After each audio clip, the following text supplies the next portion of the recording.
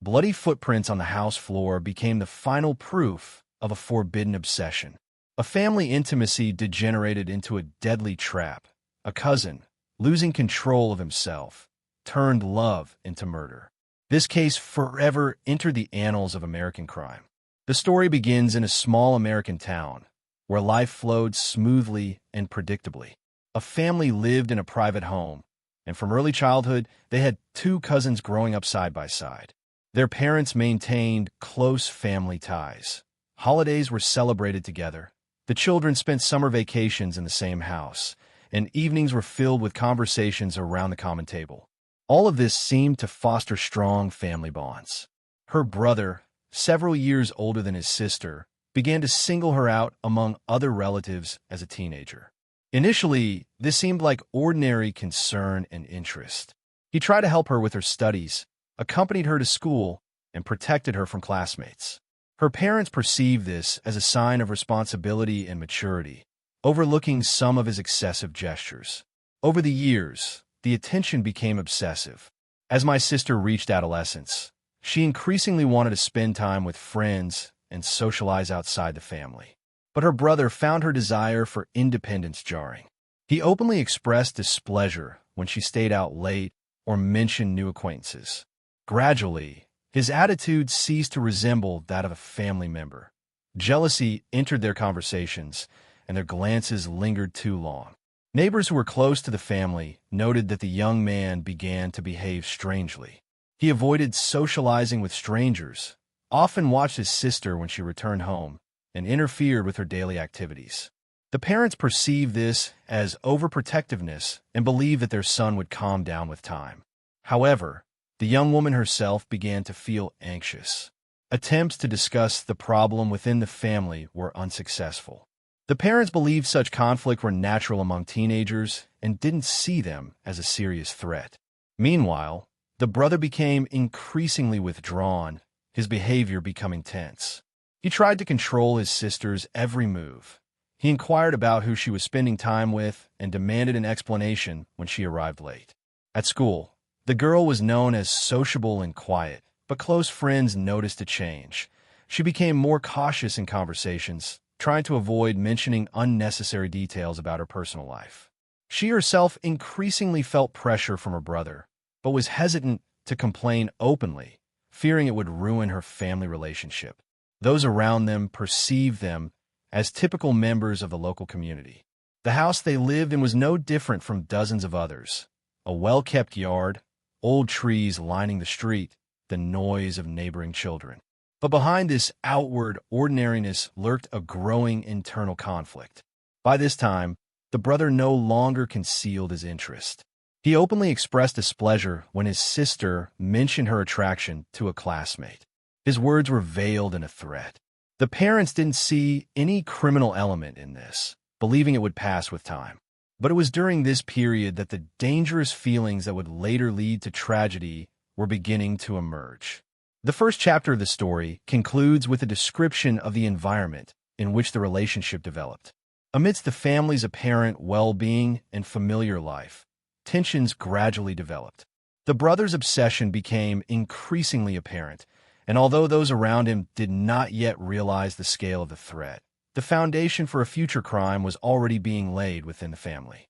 By the time his sister graduated from high school and was preparing to enter college, her brother's obsession had become obvious. He no longer concealed his jealousy and perceived any interaction with the opposite sex as a personal insult. Accusations that she was betraying the family or disgracing him with her behavior increasingly surfaced in conversations. The family interpreted these statements as outbursts of irritation and ignored their true nature. The girl tried to live a normal life. She was interested in meeting new people, spending evenings with friends, and making plans for the future. She dreamed of moving to another city, going to college, and starting an independent life. But every time she shared these plans with her brother, he reacted aggressively. The very thought of her drifting away, of breaking free from his control, weighed heavily on him. Tension grew in family conversations. The mother tried to smooth things over, but the father increasingly reproached his son for his immaturity. However, the young man didn't take the criticism well. He withdrew into himself, spending more and more time alone, avoiding work and school. His only obsession remained his sister. By this time, the first signs of aggressive behavior had appeared. He began checking her phone and asking her friends who she was dating. Several times, he would throw jealous tantrums right on the street, which perplexed his friends. She tried to limit her contact with him, but this only increased his suspicion and anger. Minor incidents began to occur in the house, revealing just how far the obsession had gone. He would suddenly appear in her room without knocking, demanding to know where she had been. One day, when her sister returned home later than usual, her brothers started a heated argument, culminating in threats. Her parents overheard only part of the conversation and dismissed it as a trivial family squabble. But for the girl, it was a signal that the situation was spiraling out of control. She tried to seek support from her friends. She confided in some of them about her brother's jealousy and how he was interfering with her normal life. But her words were received differently. Some thought it was an exaggeration, that she was being overprotective. Only a few realized that behind her outward complaints lay a serious danger. The brother, meanwhile, became increasingly withdrawn. He lost interest in other aspects of life. Neither work nor studies interested him. His leisure time was limited to observing his sister. He recorded her return time, who she left the house with, and even tried to follow her. Sometimes in conversation, he expressed ideas that clearly went beyond the bounds of normal family relationships.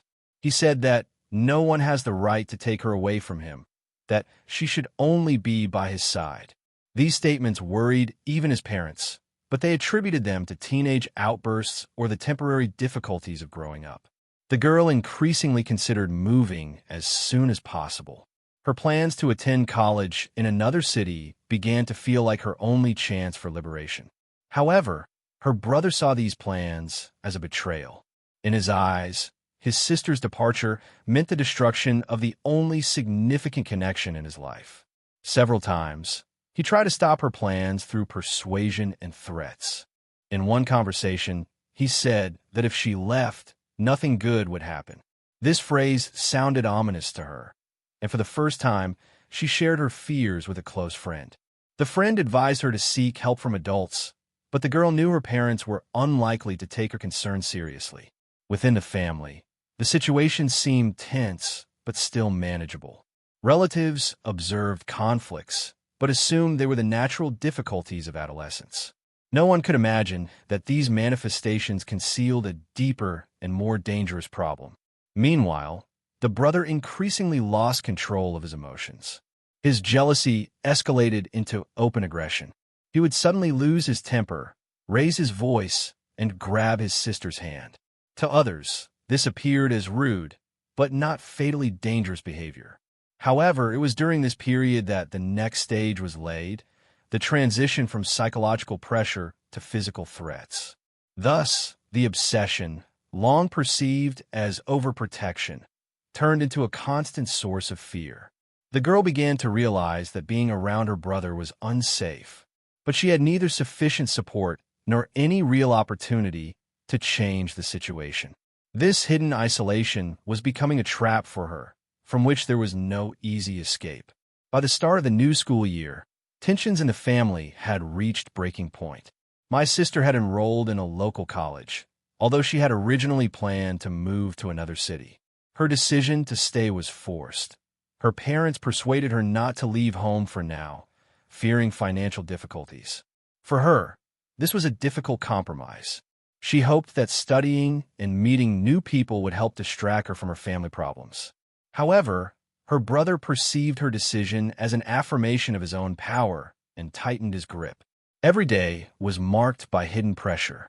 He demanded she tell him where she was and with whom, tried to check her social media, and sometimes even eavesdropped on her phone conversations. She tried to hide her personal encounters, but it became increasingly difficult.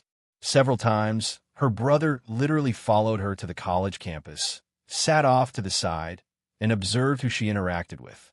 His behavior alarmed the faculty and students, but no one intervened directly. Arguments became a familiar backdrop in their home.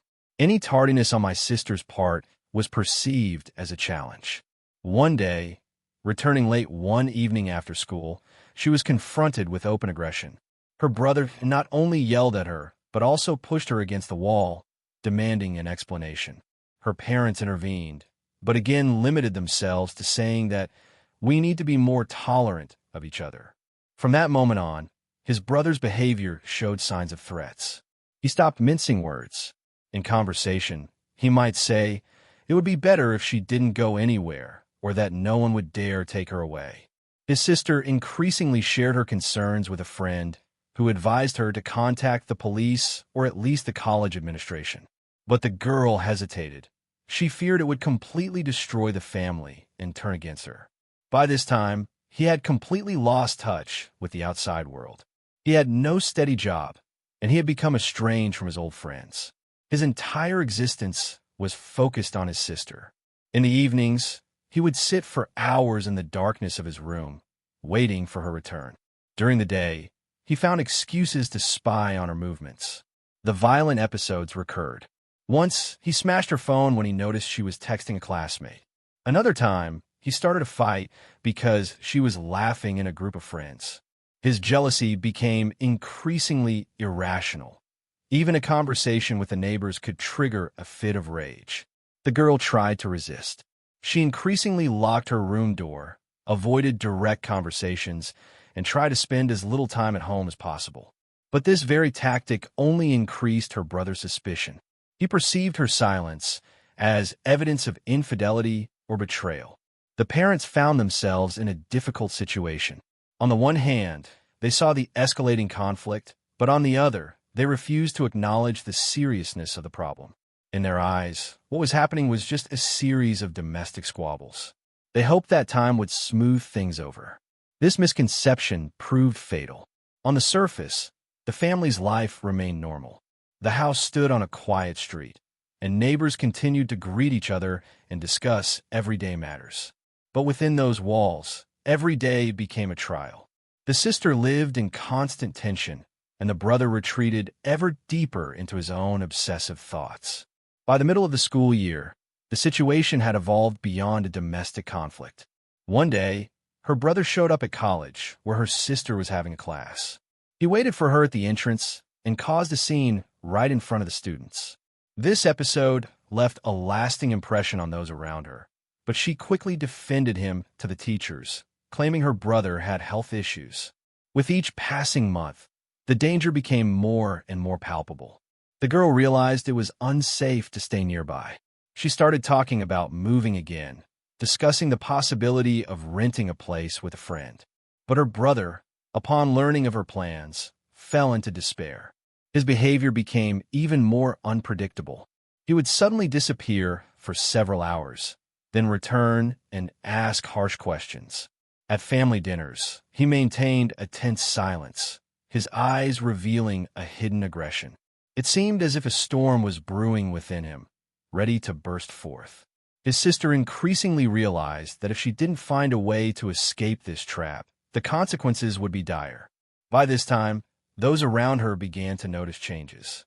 Friends said she had become nervous, constantly glancing around, as if expecting something. Teachers noted a decline in her grades. Outwardly, this was attributed to fatigue, but in reality, the root of the problem was constant fear. The conflict escalated to the point where each new clash threatened to escalate into tragedy. But the family continued to live in the illusion that these were merely difficulties that would pass with time. In reality, the situation was already on the brink of irreversibility. The evening of the tragedy began as usual. Her parents were busy with their own affairs. Her sister returned from college tired and planning to spend time in her room. Her brother had been irritated all day. He'd noticed her texting with classmates again and was convinced she was deliberately hiding her personal life from him. This was the final straw in his obsession. The argument erupted suddenly. When the girl tried to close the door, he burst into her room and demanded an explanation.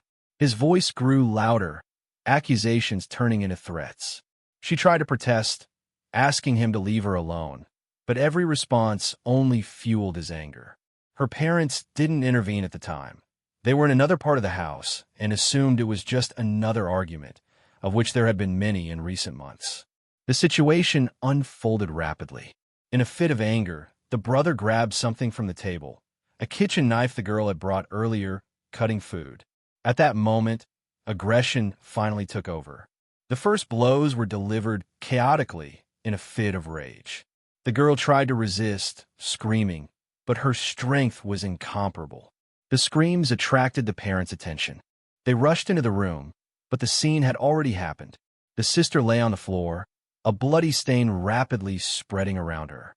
The brother stood over her, still clutching the knife, his gaze clouded, his movements abrupt and unfocused. His father's attempts to wrest the weapon from him were accompanied by a struggle, but the young man acted as if he were in a different state, ignoring his mother's cries. Ultimately, his parents were able to disarm him. He didn't fully resist, but was rather stunned by what had happened. The girl, however, suffered fatal injuries, and despite calling an ambulance, doctors were powerless to change the outcome. The house was filled with chaos. Neighbors heard the noise, ran outside, and someone called the police.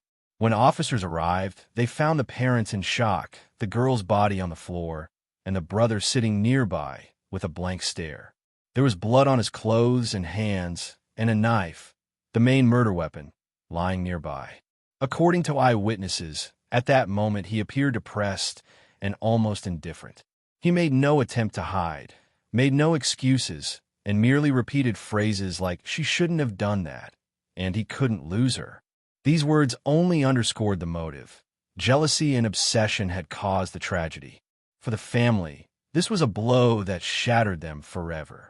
The parents, who had turned a blind eye to the escalating conflict for years, now found themselves witnessing its brutal climax. What they had thought was a temporary setback turned into murder inside their own home. The evening, which began with familiar sounds, ended with the blaring of police and ambulance sirens. Neighbors gathered on the quiet street to watch the body being carried out on a stretcher and the brother being placed in handcuffs in the car. At that moment, it became clear the story, long unfolding in the shadows, had come to a bloody end. After the brother's arrest, the police immediately began questioning him. The young man offered no resistance and made no attempt to deny his actions. His testimony was confused. He said he wanted to stop her, that he didn't intend to kill, but the facts spoke for themselves. There were traces of blood on his clothes and hands, and the knife seized at the crime scene contained fingerprints and biological traces of the victim. The investigation established a chronology of events that evening. According to the parents, the quarrel began due to jealousy and suspicion. The conflict quickly escalated into violence, the result of a long-standing obsession. Neighbors confirmed that they had repeatedly heard loud screams and arguments in the house, but never imagined it would escalate to murder. In the early days of the investigation, police conducted extensive interviews with family acquaintances. The girl's friends said she had repeatedly complained about her brother's excessive attentions, mentioning his threats and aggression. However, the victim herself did not contact the police or seek official protection, which complicated the chances of preventing the tragedy.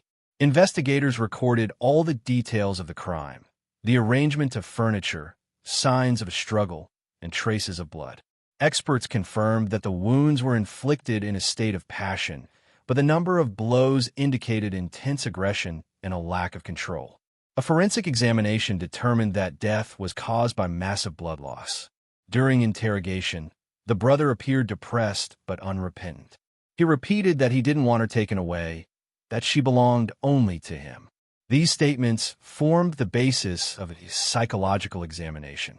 Experts determined that he exhibited signs of obsessive-compulsive disorder and pathological addiction, but did not demonstrate complete insanity. This meant he could stand trial as sane. The family found itself in a dire situation. The parents, who had lost their daughter, simultaneously witnessed the arrest of their own son. Their testimony was crucial to the investigation, but they tried to explain the incident away as an unfortunate coincidence. Despite this, The investigation determined it to be a premeditated murder motivated by personal affection and jealousy. The city's public reacted with shock. Local press articles claimed the tragedy occurred in an ordinary American family, where no one expected such an outcome. The reports emphasized that signs of dangerous behavior were noticeable in advance, but were not taken seriously. This sparked discussion about the role of family and society in preventing similar incidents. The investigation lasted several months. Investigators collected a full range of evidence: forensic examinations, witness statements, and materials from seized phones and correspondence.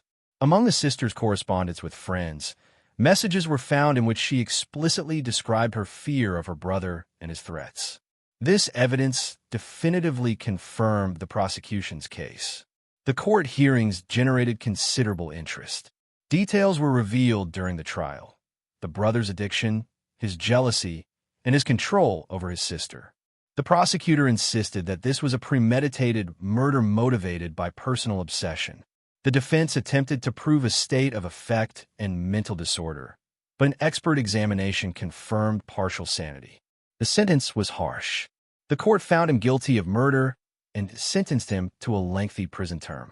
This decision marked the final point in a case that began as a family dispute and ended in tragedy. For the parents, the verdict was a double blow. They lost their daughter and, in effect, their son. The familiar voices no longer echoed in their home, and the quiet atmosphere of the suburb was replaced by silence and the memory of the tragedy. The story ended in the courtroom, but its consequences remained with the family and society for a long time. This case became an example of how ignoring the first signs of danger and not believing the victim's words can lead to irreversible consequences. The tragedy demonstrated how obsession and ignoring warning signs can lead to murder within a family. The girl was unable to escape the trap, and her brother, who had lost control, ended up behind bars. This case became a grim reminder of the price of ignoring violence.